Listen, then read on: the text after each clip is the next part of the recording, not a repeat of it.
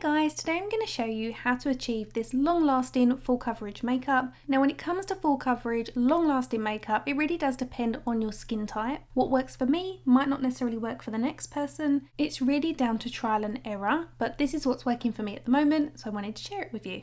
I tend to get an oily T-zone, but my skin is also a little bit dry because I'm using tretinoin. So it's a little bit more complex than just an oily combination skin type. So today I'm using the Milk Makeup Hydra Grip. I feel like this really works well through the T-zone. Even though I am slightly oily, it does have a bit more staying power and a bit more grip, and I feel like this isn't mattifying, so it works nicely on the areas of my skin that's quite dry. So I'm concentrating the majority of this through the T-zone and then using what's left on my hands to press that over the entire face.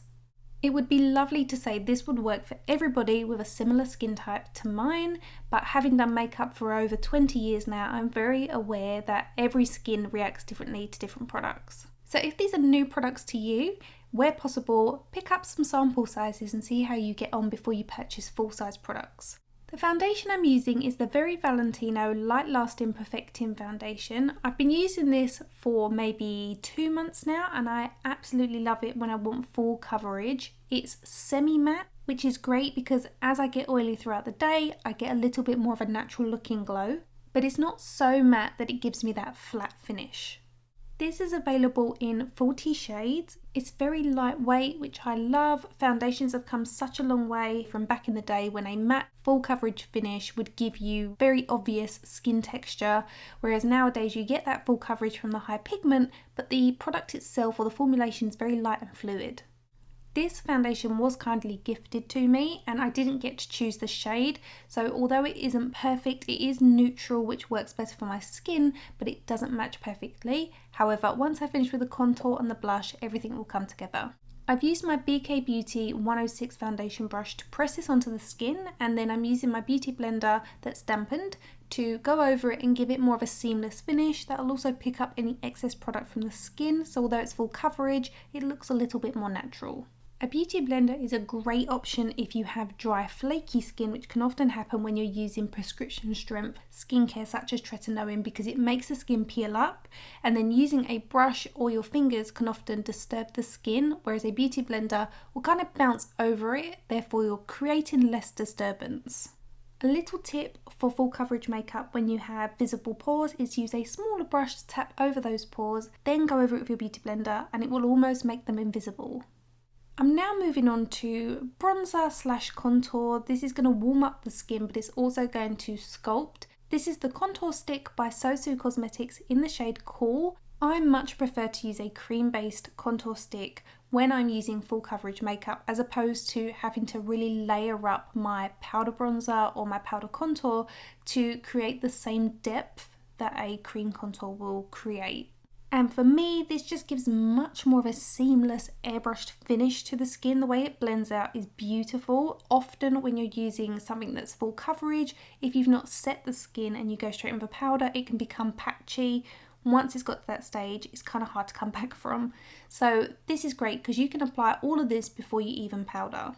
Another little tip for you here is to use the same brush you use to apply your foundation if you used a brush, just because there'll be a little bit of residual foundation in between the bristles and that will help with blending out your contour stick. I personally love the Sosu one because it melts into the skin like butter, but some of them have a bit more of a mattifying, thicker finish, so having that foundation in the bristles will help with that blending process. Make sure you switch to a smaller brush when you're working on your nose contour. When you're working with a full coverage foundation, it really does give you quite a blank face, and this can kind of almost minimize the shadows. So we're bringing those subtle shadows back in using the contour stick or a bronzer so that the face again looks a little bit more sculpted and also three-dimensional. Adding contour to the nose can obviously alter the appearance of your nose. It can make it look slightly thinner, slightly shorter, slightly longer, depending on which way or how you contour it. But that isn't the only reason or the sole purpose of applying bronzer or contour to the nose. It's just to bring back a three-dimensional finish to the face after applying a full coverage foundation, which again can leave the skin looking quite flat.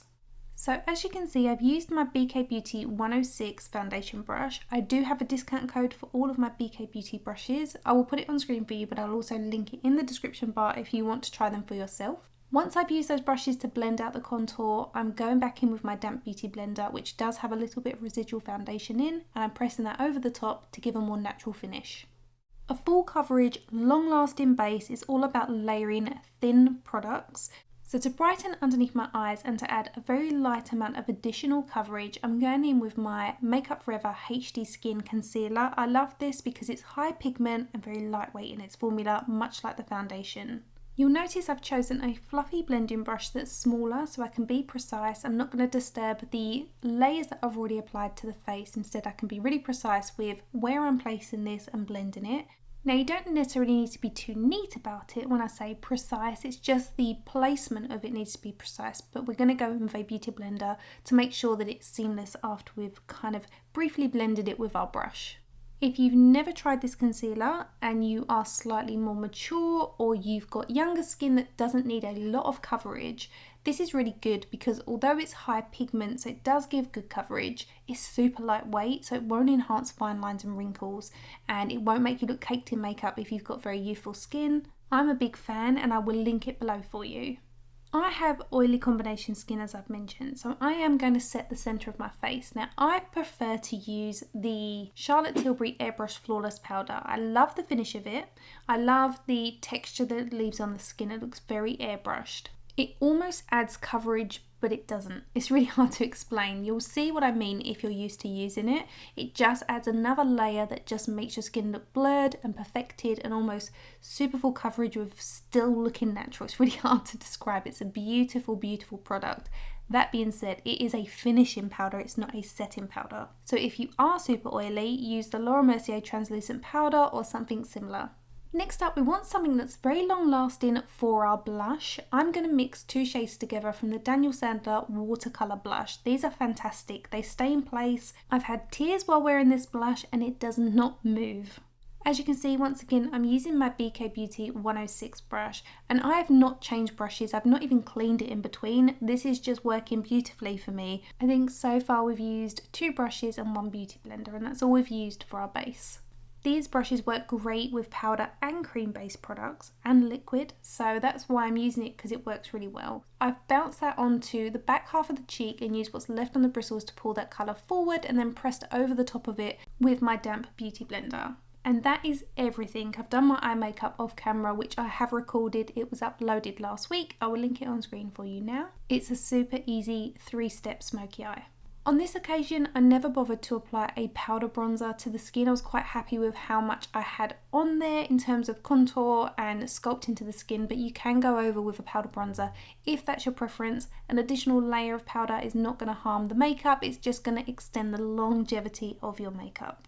These have been a couple of products that I've been using recently for full coverage makeup looks when I've been filming. I've tested it, it works really well for me at the moment, but it's not the only combination that I love. If you would like to see another one of these, let me know and I'll use some different products. And for today's look, I will link all the products I've used in the description bar.